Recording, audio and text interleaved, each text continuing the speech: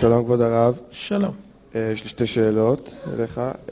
דבר ראשון, בקטע שדיברת מקודם על כיפה לגבר שחווה כיפה.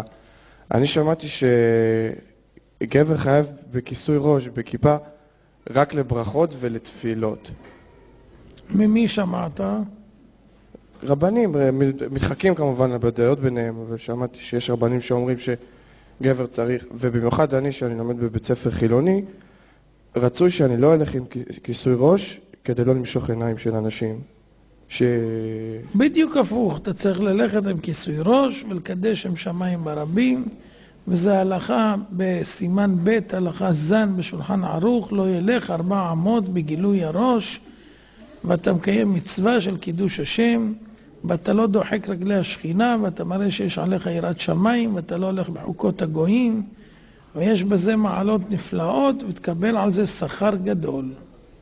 ושאלה שנייה בקשר של חיבוד אב ואם, שההורים חילונים. עכשיו, ההורים שלי בחרו בדרך שלהם חילונים, ואני מכבד אותם שיחיו ושיזכו וששיבה טובה ושיחיו. עכשיו, אני לא רוצה איכשהו להכניס בהם, ברור שאני רוצה בדרך הטובה, אבל אני לא רוצה שיהיה מריבות בינינו בקטע הזה שאני התחלתי עכשיו תהליכי התחזקות. לא צריך לריב, ואתה צריך לכבד את ההורים ואין שום בעיה עם זה. תן להם אנציקלופדיה שלי, אולי הם יסתכלו. תן להם אחרים אם הם ירצו.